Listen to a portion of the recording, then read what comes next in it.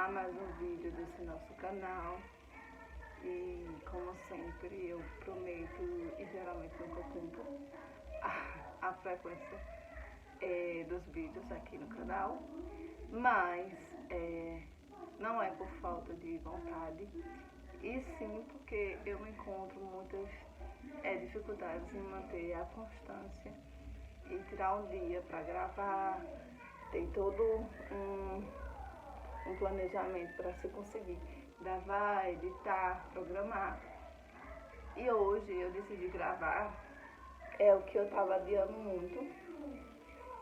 E eu tô gravando aqui de última hora, como sempre. Geralmente esses bate-papos eu não faço um roteiro, eu não crio um texto específico do que eu deveria falar. Eu simplesmente conto da melhor forma que eu consegui contar no momento. Agora eu não estou assistindo desenho. Talvez dê para escutar um pouco a televisão, um passarinho. Mas vamos lá, espero que vocês consigam escutar, que vocês tenham um áudio e uma imagem de qualidade para vocês conseguirem entender, né, e acompanhar esse vídeo até o final. Então, hoje eu tirei um dia para gravar, para falar sobre Cauã. Nem todo mundo começou a me acompanhar aqui desde quando eu gravei o primeiro vídeo. O primeiro vídeo foi sobre o problema cardíaco de Cauã. Eu vou deixar aqui no final do vídeo, se eu conseguir, para vocês verem, que eu conto de forma mais detalhada. Mas muitas pessoas vieram me acompanhar depois, e também depois do falecimento dele. Então eu fiz um vídeo preparando para explicar assim de uma forma resumida, é claro, porque foram quase 5 anos, então não tenho como contar detalhes. Na verdade eu nunca contei detalhes, mas isso não vem ao caso, né? Se por ventura em algum momento a gente entrar em assuntos específicos, a gente vai contando. Então, Cauã foi o nosso primeiro filho. Durante a gestação eu não tive nenhum problema, não foi desconfiado de nada, e a gente só descobriu o problema dele cardíaco depois que ele nasceu. No dia em que ele nasceu, eu só fui para o hospital porque minha bolsa tinha estourado, então não estava sentindo nenhuma dor. E na verdade eu saí de casa assim, bem aérea. Acho hoje, né, que é uma forma que Deus sempre tem de conseguir manter calma nas situações, eu ficando aérea.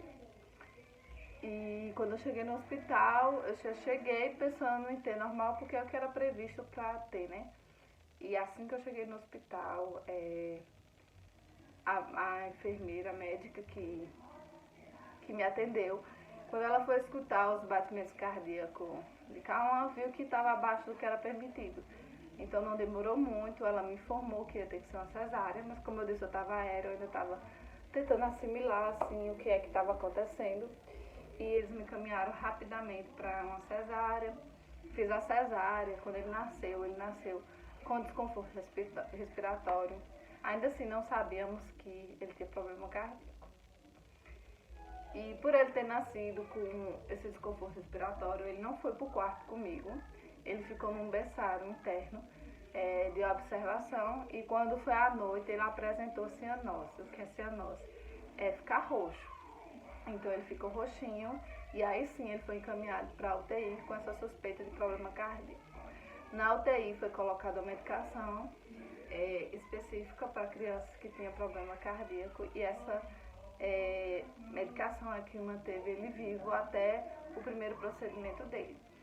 Mesmo não sabendo qual era o diagnóstico, só pela suspeita, esse medicamento foi essencial para que ele ficasse vivo. Então foi feito eco nele, comprovado que ele tinha atresia pulmonar. Obviamente ele não tinha só atresia pulmonar era o diagnóstico principal, mas sempre eles têm tipo, sopro junto, né? Ele tinha uma atrofia no ventrículo direito, então eles nunca têm só atresia pulmonar. Enfim, a gente foi encaminhado para Recife, né? Em Recife ele fez um cateterismo com 21 dias, se eu não me engano. e desse cateterismo ele não conseguiu ser desentubado. E depois de longas tentativas de desentubamento, depois de ter feito a traqueostomia que ele tinha, que é o caninho que ele usava no pescoço, que essa traqueostomia ela foi feita para preservar a garganta, porque o ato de entubar e desentubar podia prejudicar, né, trazer problemas a longo prazo para ele. Então, foi feita a traqueostomia e eu acho que com uns 3 meses já que ele estava, e durante esse tempo todo ele na UTI, ele foi diagnosticado com uma paralisia no diafragma. E no momento o hospital não estava fazendo esse procedimento, a gente foi encaminhado para o Hospital Português, em Recife. Todo o acompanhamento de Cauã foi feito no Procap. Ele fez esse procedimento e depois voltou para o Procap. Depois desse procedimento, com um tempo, né, ali de desmame, ele conseguiu sair da máquina de ventilação. Graças a Deus, ele veio para a enfermaria. Passamos 2 meses na enfermaria tentando tirar a sonda. A sonda era o caninho que ele usava no nariz para se alimentar, porque como ele ficou muito tempo entubado, ele não pegava madeira. A única coisa que ele pegava era chupeta. Então ele tinha uma dificuldade em comer, porque não foi estimulado isso nele. Então foi todo um processo para ele tirar a sonda. E quando completou esses 2 meses, assim, eu não aguentei mais, eu pedi para ir embora, com ele com sonda mesmo. Eu disse, olha, me ensina como que faz, que eu vou para casa com ele com sonda, e em casa mesmo a gente faz esse processo. E assim eu fiz, a gente foi para casa, foi bem intenso, assim, quando ele era bebê, porque ele tinha muitas crises de tosse, então ele comia e vomitava muito, às vezes arrancava a sonda, então eu tinha que ir com frequência no hospital colocar essa sonda. E até que eu fui tentando ali, quando ele completou, eu esperei ele completar 6 meses, porque ele não pegava mamadeira, mas eu sabia que se eu desse algo na colherzinha, ele ia conseguir se alimentar melhor. Então eu esperei ele fazer 6 meses. Ele ainda tomou um pouquinho, uma chuquinha, um milagre de Deus, mas depois ele não quis mais, então eu comecei a fazer um mingauzinho na colher, e foi o que salvou o mingauzinho. Não indico que você dê mingau, né? No caso, eu dei mucilon com o leite, mas naquele caso era a melhor opção que eu tinha, era fazer algo que fosse mais grossinho do que só o leite líquido para ele. Então comecei com mingauzinho, depois comecei com comidinha batida. Ele comia, mas não conseguia comer o suficiente para ganhar peso. Então a gente passou por assim, um processo longo para conseguir tirar essa sonda.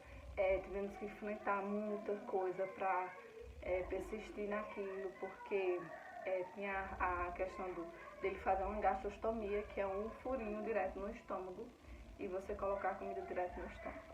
E não era o que a gente queria.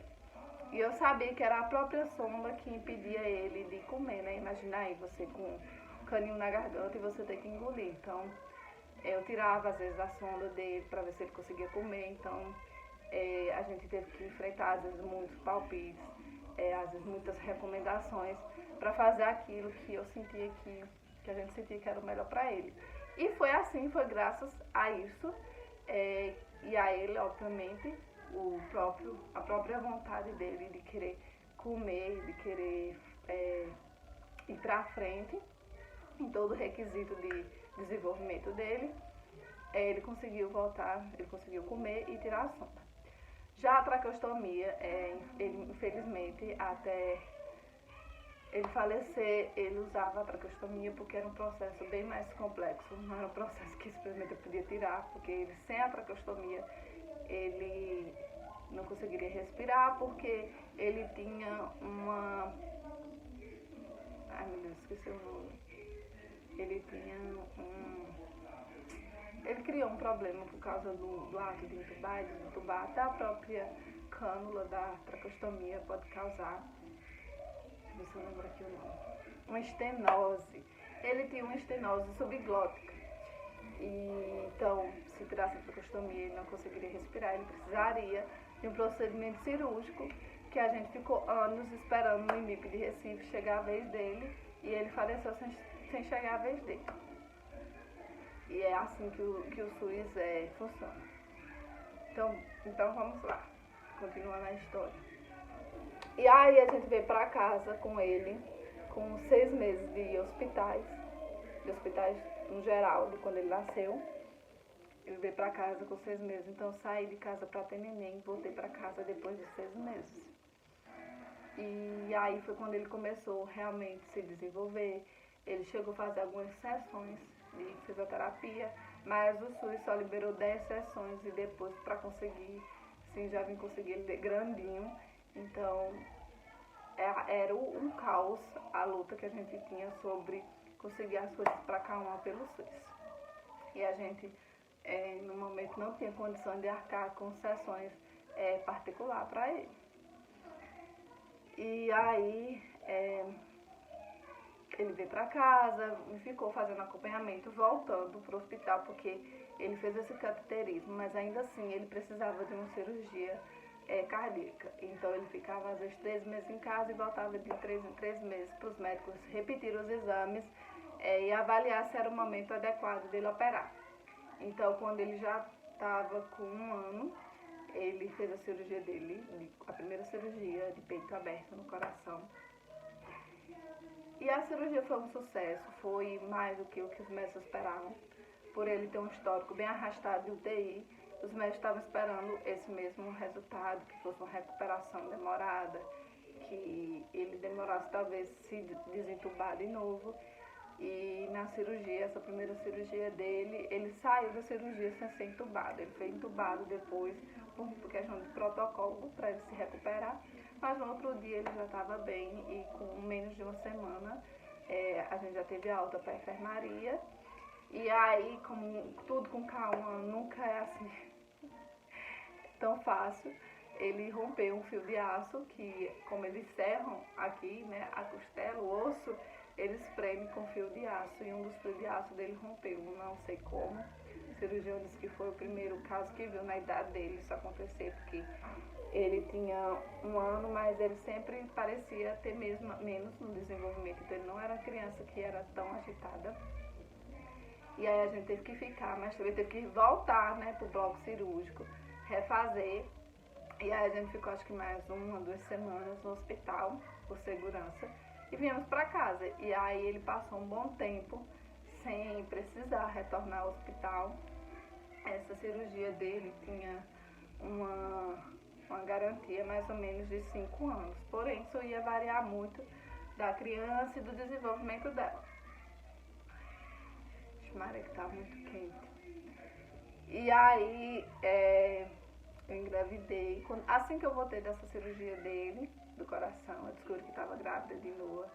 Então assim, Deus permitiu que eu conseguisse engravidar de outro filho, eu amamentasse essa outra criança, eu colocasse ela o período para conseguir colocar ela numa creche, para desmamar ela, para que Cauã acontecesse o que aconteceu com Cauã, né? Porque já pensou, se eu precisasse me internar de novo, assim, com essa frequência, com Cauã, com uma criança pequena ou grávida, seria muito mais difícil do que o que já foi. Então, assim, Deus teve sim aquela misericórdia, aquele cuidado para fazer as coisas acontecerem na hora certa, na melhor hora. E o ano passado, no começo do ano, quando ele voltou, uma consulta, que ele tinha consulta frequente aqui na minha cidade com a cardiologista dele, ela falou que talvez já estivesse no período dele fazer uma outra cirurgia. Então a gente chegou aí para Recife e ficou marcado de fazer um cateterismo, porque eles sempre optam por cateterismo primeiro, porque não é menos invasivo. E aí para alongar mais, tipo, não adia, não tipo assim, descarta a cirurgia de peito aberto, mas ela faz com que demore mais para fazer esse procedimento que é mais complicado. E aí aconteceu de eu ir algumas vezes e não tá funcionando a hemodinâmica do hospital, a máquina tá quebrada, então eu voltava para casa. E o ano passado já foi um ano que começou totalmente diferente, complicado. Em janeiro, eu tô contando assim meio atravessado, as coisas que eu tô contando de acordo com o que eu lembro. Vão tentando aí ver se vocês conseguem entender.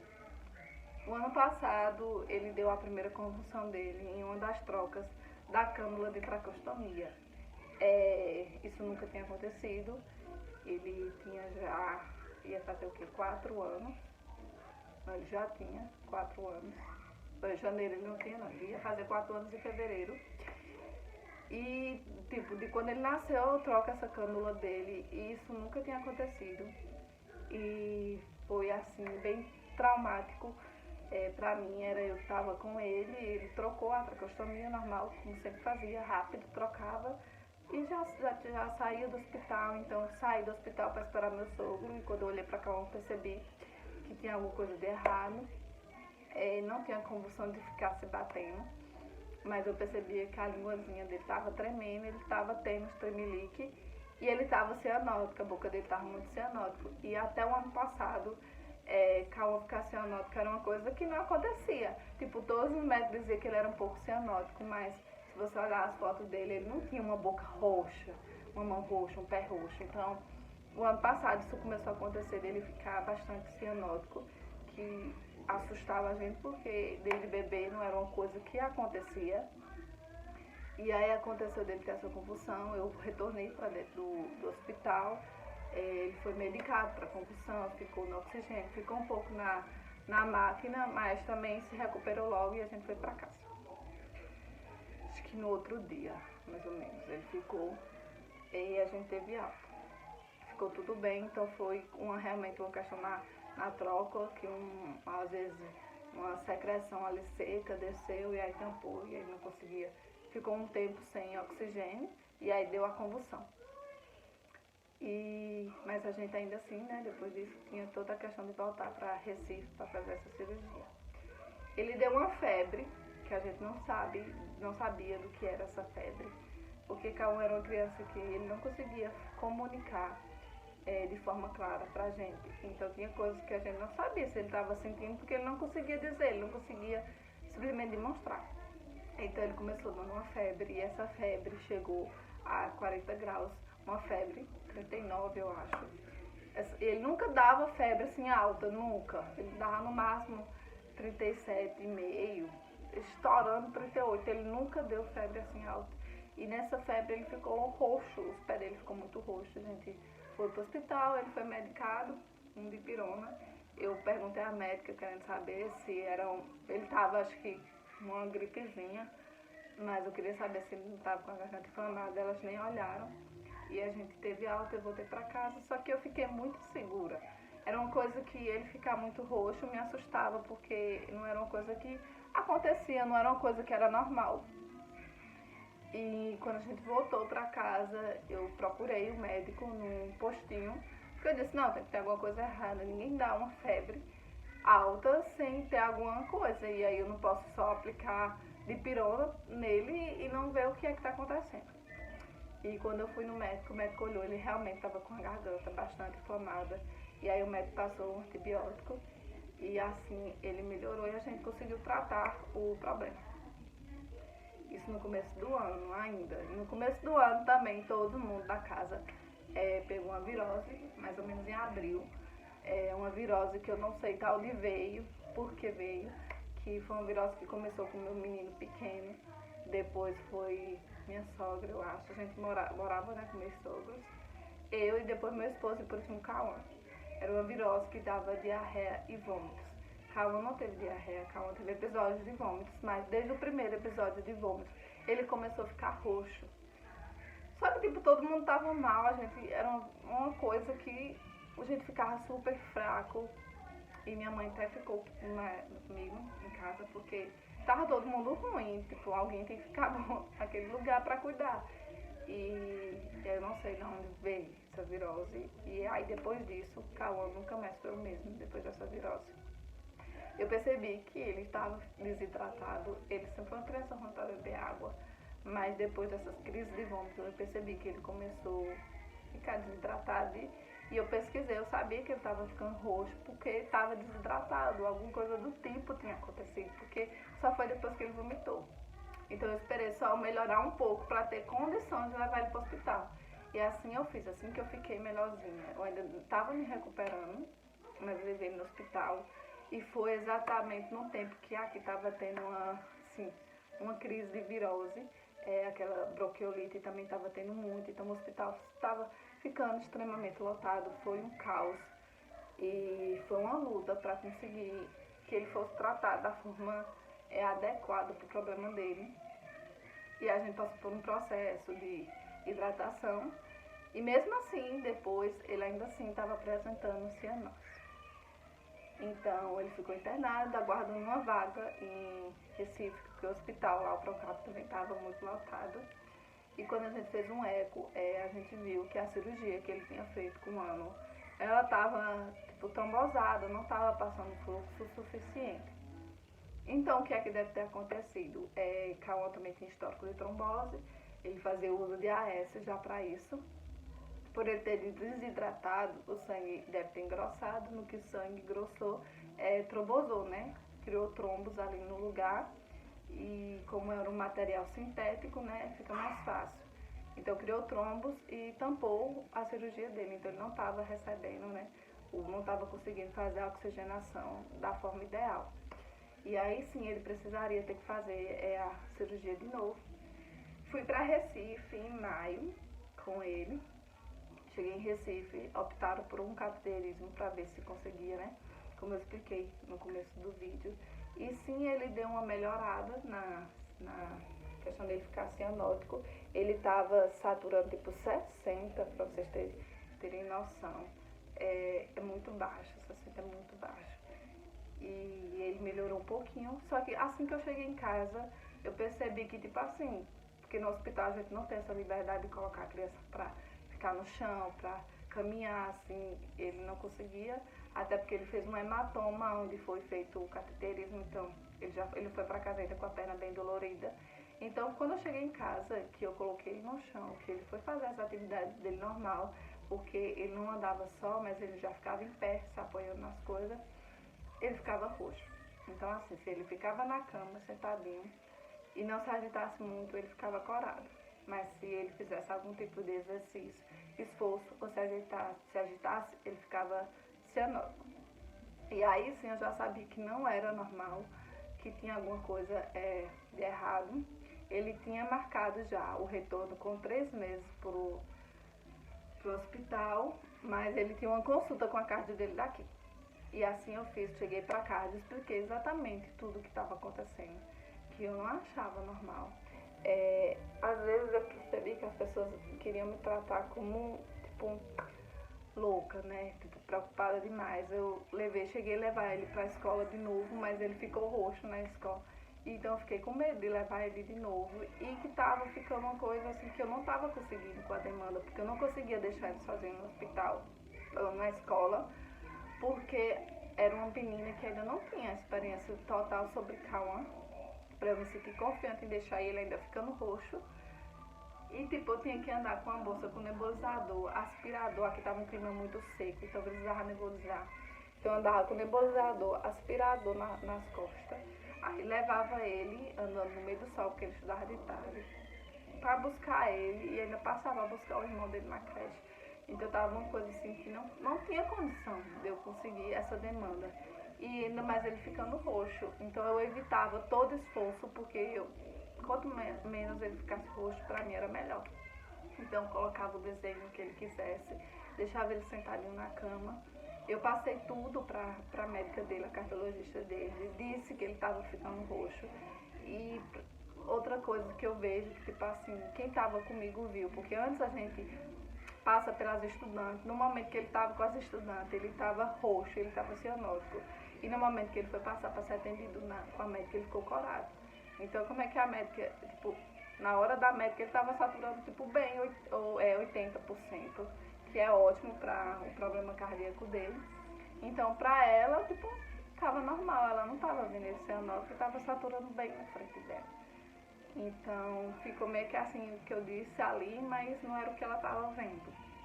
Então, ela falou pra mim que era tudo normal, que era normal quando ele se esforçasse, ele ficar roxo, quando ele tivesse eufórico, ou quando ele fizesse mais exercício, né, esforço, ele ficasse roxo. Foi o que foi dito pra mim. Que eu disse pra ela também que depois do hospital ele estava ficando doente com frequência. Depois que a gente veio, em junho, acho que umas 3 vezes ele gripou nesse processo, em pouco tempo. E eu perguntei se a imunidade dele não poderia estar baixa. Ela disse que não, que que era da idade mesmo, era normal para a idade, e que por ele ter um irmão que frequentava a creche, ele trazia essas coisas para ele, porém isso nunca acontecia antes, então o homem já não achava normal.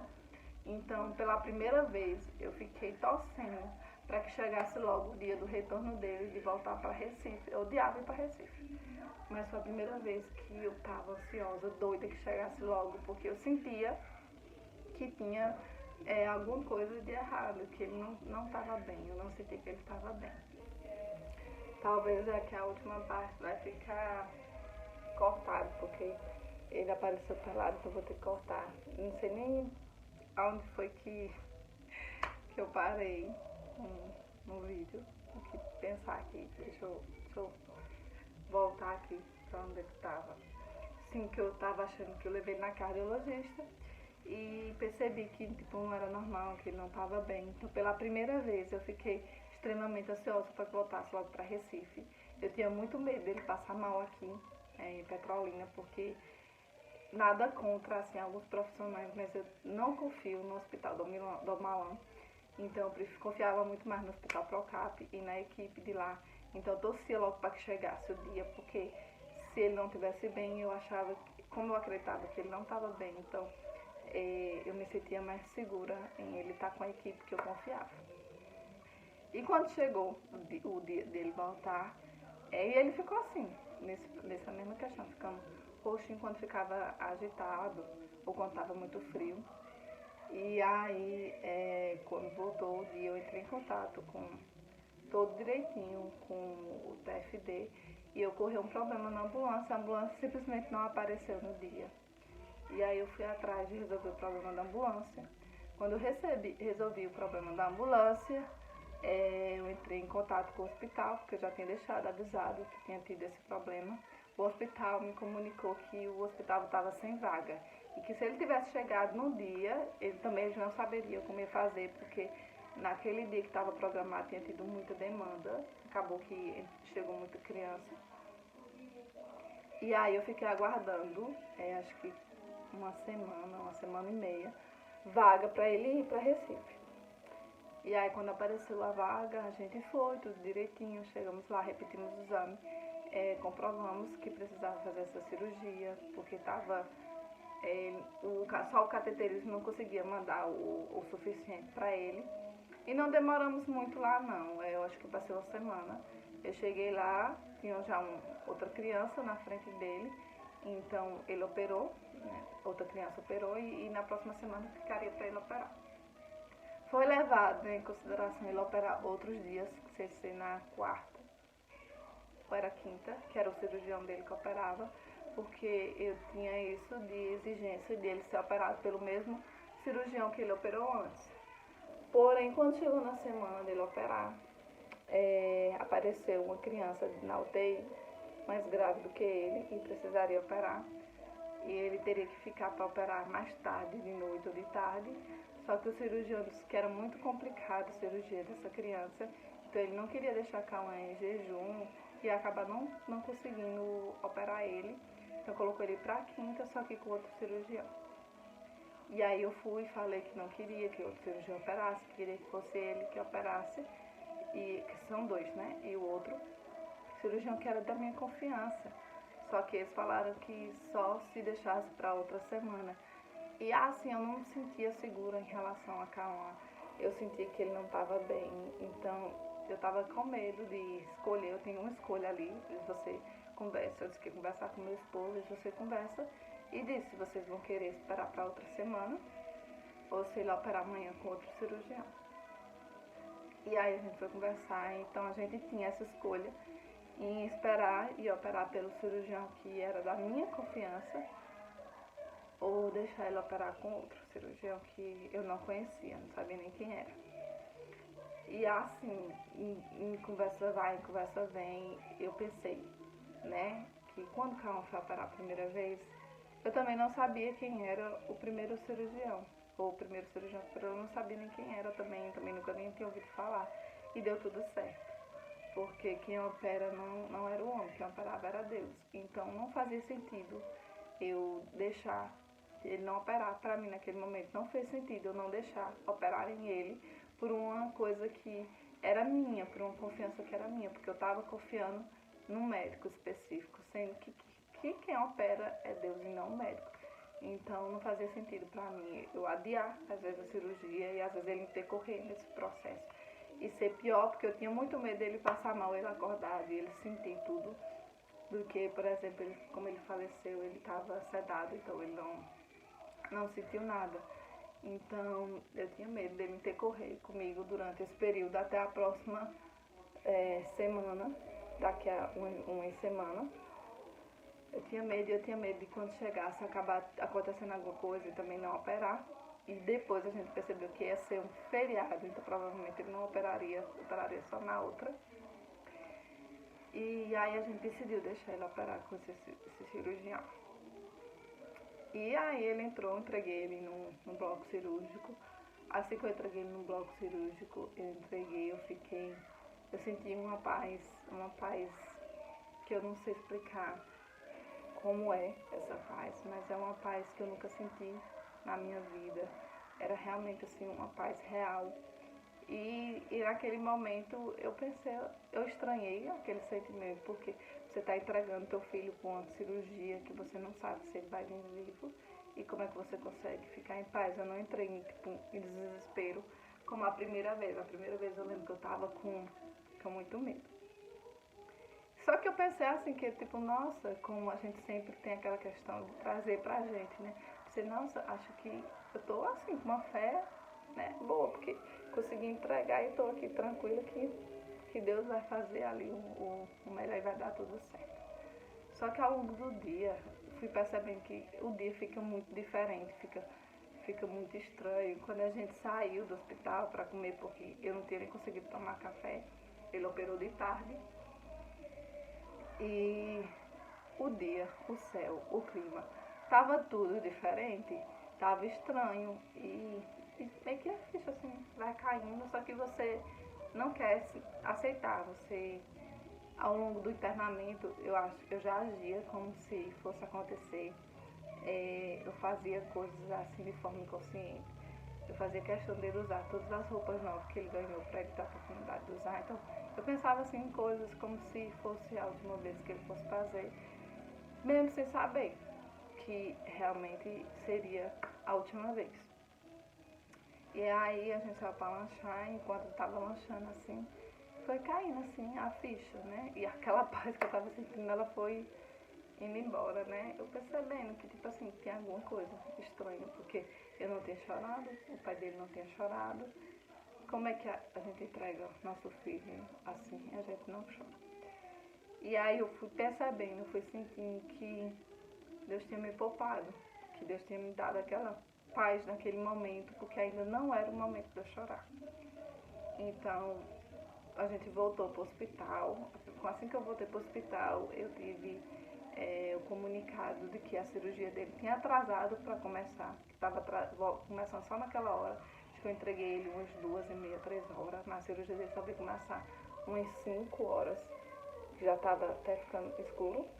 Lá escurece um pouquinho mais cedo do que aqui, porque não estavam conseguindo fazer acesso nele, que era uma coisa estranha, porque ele já tinha feito outros procedimentos e tinham conseguido fazer acesso. Esse problema de acesso tinha acontecido lá no começo, antes, que era até um dos problemas quando ele foi parar a primeira vez, era essa questão do acesso. Então aconteceu na segunda vez esse problema para eles conseguirem acesso, e depois eu percebi que era verdade, porque quando eu fui ver Cauã, né, aqui nele tinha várias marcas assim de tentativas de acesso central. Então eles não estavam conseguindo fazer acesso nele, então demorou para conseguir o acesso. Então a cirurgia dele já começou bem tarde. E aí o tempo foi passando e as horas foi demorando muito, foi ficando muito tarde. E eu fui percebendo que tinha alguma coisa errada, tenho alguma coisa errada. E aí, quando já era bem tarde, acho que já era mais 10 horas, eu nem lembro direito, na verdade, a hora do falecimento de Cauã. Foi uma coisa que depois, eu fiquei péssima na memória, eu não consigo memorizar mais.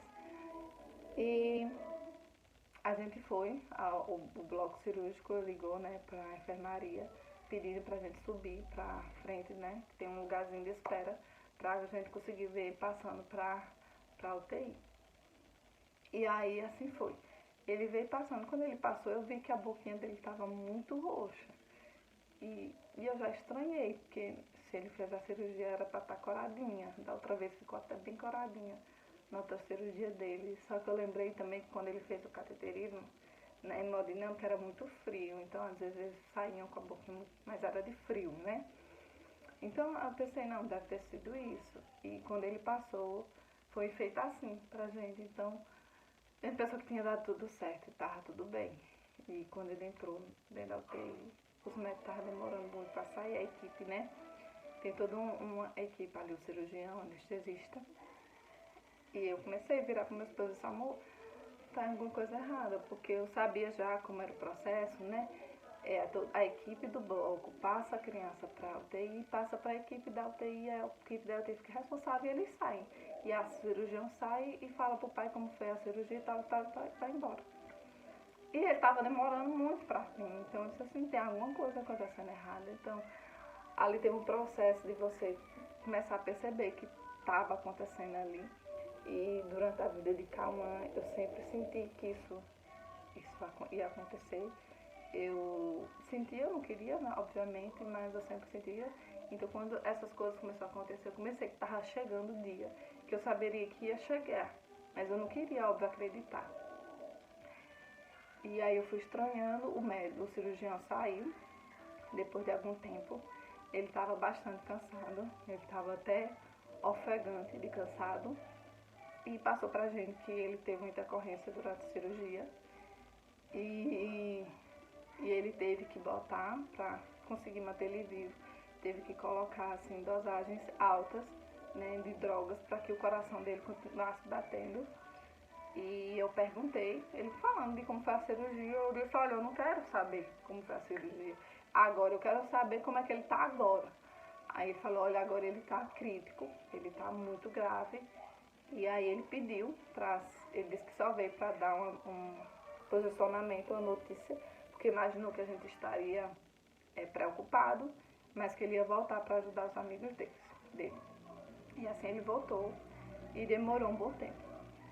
E quando nesse processo que ele estava lá dentro, eu lembro que eu conversei com Deus, eu perguntei, eu senti que o dia que eu sabia que ia chegar, tinha chegado, e eu lembro que eu falei com Deus que não estava preparada, eu disse, meu Deus, eu não estou preparada. E eu lembro também que todo esse processo eu pedia muito para Deus ter misericórdia dele, porque a gente, o ser humano, a gente somos muito egoísta. A gente prefere que sempre sofra, que se arrasta ali na UTI, mas a gente sempre apega naquela esperança de cura, de que aquela pessoa vai ficar bem. Então, mesmo sofrendo, a gente prefere do que perder a pessoa. Mas eu não pensava nisso no momento, eu não conseguia pensar em mim. Eu pedia que Deus tivesse muita misericórdia dele, eu pedia muito, muito. E nesse momento, quando eu falei para Deus que eu não estava preparada, eu disse, Deus, que eu senti que era um momento, eu pensei, Deus, eu não estou preparada. E eu senti o silêncio de Deus. Eu não ouvi nada, eu simplesmente, Deus ficou em silêncio para mim. E aí o cirurgião retornou.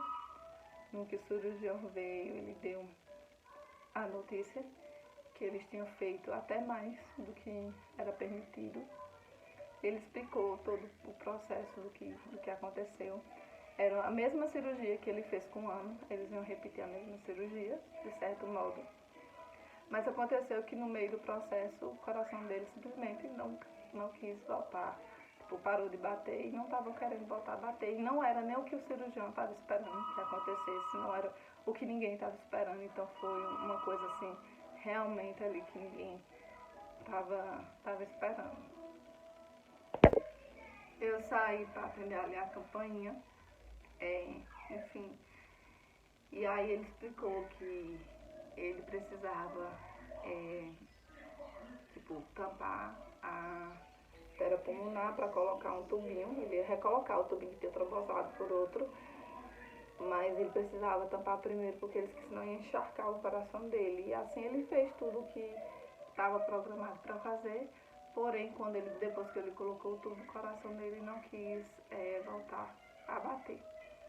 E o que ele me passou é que era um coração que já estava bastante cansado, porque vinha sendo um esforço, porque ele estava só com um cateterismo que era insuficiente, então ele ficou bastante tempo só com esse cateterismo, então o coração dele já trabalhava muito, e acredito eu também que ele tenha ficado muito doente no ano passado, e a gente sabe que criança com problema cardíaco tudo meio que sobrecarrega o coração, e eu sabia que não estava bem, então eu acredito assim nisso que ele disse. Ele não me passou 100% de confiança como o primeiro cirurgião que eu confiava. Talvez eu confiasse no outro porque tudo deu certo. Eu não sei. Acredito que se fosse o cirurgião que eu confiava, você dissesse assim, olha Cristiane, eu fiz tudo que eu podia, eu acreditava. Então, esse médico sim, eu ainda fiquei assim com o pé atrás, mas depois, com o tempo, a gente vai entendendo. Eu fui ligando as coisas do tempo, que foi o tempo tudo certinho. E, que foi muita... Eu não acredito muito em coincidências. A primeira cirurgia dele, a segunda cirurgia dele foi tempos próximos. Então, eu voltei no mesmo mês que eu voltei da outra vez. E aí, depois disso, né, que a gente recebeu a notícia, eles preparam tudo direitinho para os pais visitarem ainda assim dentro da UTI. Então a gente, depois de receber a notícia, a gente ainda foi visitar ele na UTI. Na UTI ele pareceu que estava só dormindo. Ele já estava sem a cânula, então se mexia muito com a gente ver, porque era um sonho que a gente tinha, era que ele tirasse aquela traqueostomia. Então a gente vê ele sem a traqueostomia, mas sem vida, é uma coisa que doía muito. E eu vou falar tudo a partir desse momento, muito robotizado, talvez de uma forma assim, parecendo que foi tudo assim escrito, programado certinho para falar, porque eu tô contendo a minha emoção para conseguir falar. Então, depois disso, a gente visitou ele na UTI, ficamos um tempo com ele. A enfermeira colocou ele no meu colo, depois eu passei pro colo do pai dele e depois ele voltou pro leito. Depois disso, a gente se retirou para falar com o assistente social e depois disso nós fomos pro quarto. E aí meu esposo ficou no hospital comigo até o outro dia, porque como era muito tarde da noite, a gente tinha de todo jeito que ter que esperar pro outro dia. E a gente não viu mais ele, a gente só veio ver ele novamente no outro dia, porque alguém precisava reconhecer o corpo dele. Depois que sai do hospital, parece vai para um necrotério. E no caso dele, ia o Procata usava do hospital do lado. E aí o que aconteceu, depois que aconteceu com o Carlos, a gente decidiu que a gente ia fazer tudo junto. Porque não fazia sentido um ficar sozinho no hospital. Acho que se em algum momento um ficasse sozinho, acho que a gente não aguentava a barra. Era como se tivesse que estar os dois. No momento que um se desesperava, o outro se mantinha firme. Então a gente ia se intercalando nisso. Quando um se desesperava, o outro ficava firme. Quando eu me desesperava, ele ficava firme para que a gente conseguisse. Porque a gente estava numa cidade diferente da nossa, longe da maioria dos nossos familiares. Então praticamente a gente estava só. Então era só eu e ele ali naquele momento para fazer tudo, resolver tudo. Resolver a questão do transporte do corpo, o nosso transporte, porque a funerária só podia levar um e a gente não queria se separar, não fazia sentido um chegar lá e depois outro chegar depois de não sei quanto tempo. Um teria que ir com a funerária e outro teria que ir com a ambulância do TFD. Ambulância não, ônibus do TFD. E aí a gente foi reconhecer o corpo, que assim foi, sem dúvida, a parte, eu acho, mais difícil. Eu estou tendo até dificuldade de contar, eu acho que eu não vou contar, acho que não, é muito difícil da gente explicar naquele momento. Você gera uma criança aquela criança, você planeja tudo com muito amor. O diagnóstico de Cauã foi muito difícil, porque ele foi uma criança muito planejada, a gente planejava exatamente tudo como ia ser, a roupinha, o que ia fazer. E tipo, a gente se deu com uma realidade totalmente diferente do que a gente imaginou que fosse. E então você dá amor, você cuida, você luta para que ele tivesse a melhor qualidade de vida, e você vê seu filho dentro de um saco. É assim uma coisa que é inexplicável, é uma coisa que eu desejo, não desejo para ninguém, não desejo nem para o meu inimigo que seja, não desejo isso para ninguém. Se eu pudesse, ninguém passava por isso. E eu lembro que, como eu disse, Deus tem uma questão muito que eu sei que é Deus, que eu fico muito a Ele. E naquele momento, meu esposo estava muito sentindo, então eu me mantive ali firme. Eu estou sentindo, mas de forma externa eu não consigo colocar ali para fora naquele momento. E eu lembro que quando eu toquei nele, ele estava muito gelado. E não é assim, um gelado frio, um gelado que você sabe que não tem como um ser humano estar vivo daquele jeito, tão gelado. E ele estava com a expressão de que estava sorrindo. Então, assim, foi um momento assim, muito difícil, um momento muito difícil de falar, um momento muito difícil de expor, um momento, assim, acho que o mais difícil.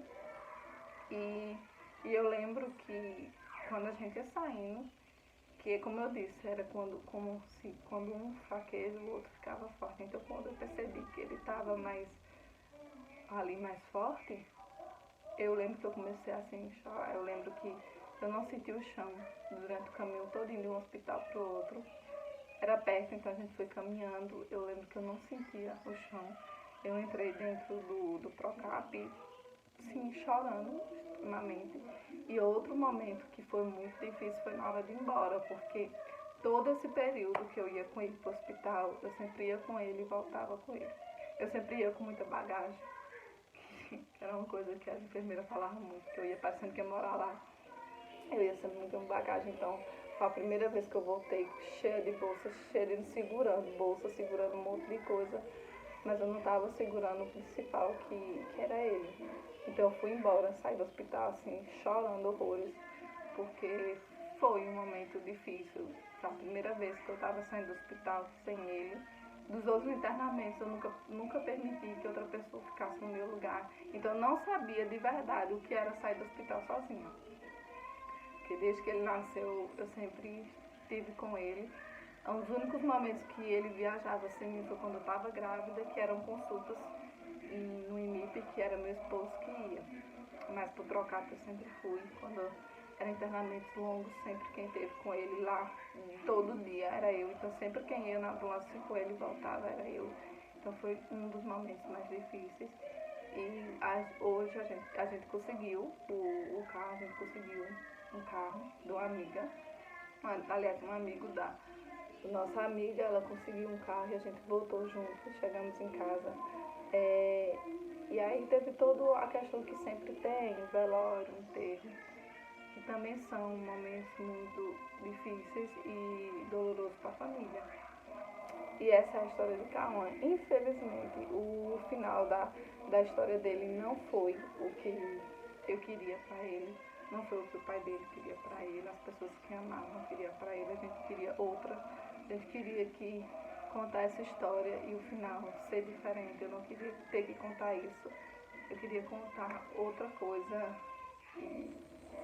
mas não foi o que Deus quis, né? A gente sabe que a vida ela é feita de escolhas, mas a gente sabe que tudo tem uma permissão divina. A gente sabe que quem dá a vida e quem tira a vida é Deus. A gente sabe que é muito difícil a gente aceitar que aquilo que dói na gente, que dói muito, foi a vontade de Deus. E é isso, essa é a história de Cauã. Eu decidi contar assim de uma forma resumida, de quando começou até quando terminou, para as pessoas que começaram a me seguir agora, porque infelizmente eu não vou ter mais o que contar sobre ele, só vou ter como relembrar o que já aconteceu, porque quando a gente dá continuidade aqui nos vídeos, não tem mais Cauã, né? Só vai ter Noah para vocês.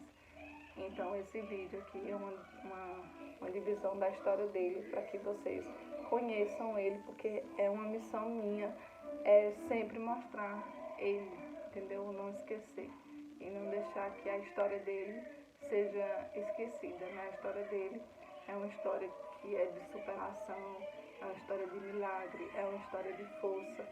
Então, meu papel é contar para vocês e contar o que eu aprendi, que eu venho aprendendo. Então, eu estou contando aqui tudo que aconteceu. Ele foi um guerreiro. Tudo que Cauã passou, acho que eu não aguentaria nem passar nem a metade. E ele passava sempre sorrindo e muito feliz. Então, que a gente consiga, né, tirar lição disso, da vida dele, porque a vida dele não foi inútil, ela não veio por nada, ela veio com um grande propósito. Então que a gente consiga reconhecer, e não só a mim, que sou a mãe dele, os familiares dele, mas todas as pessoas com quem eu consegui divulgar, que elas consigam tirar uma lição da história dele, que a gente consiga agradecer pela vida dos nossos filhos, pela vida do filho de vocês, pela oportunidade de simplesmente estar vivo, porque não é todo mundo que tem essa oportunidade. Eu sou muito grata por ter conseguido viver quase 5 anos com Cauã, porque eu conheci muitas crianças e mães que não tiveram a oportunidade de viver isso e que ficaram também registrados muito na minha memória. Então é isso, gente. Eu vou encerrar esse vídeo. Próximo vídeo, eu acho que eu vou gravar um vídeo de rotina, para não ficar só assim, um vídeo dele conversando. Eu espero que vocês gostem desse vídeo. Esse vídeo não é um vídeo que eu tô contando feliz, é um vídeo bem doloroso.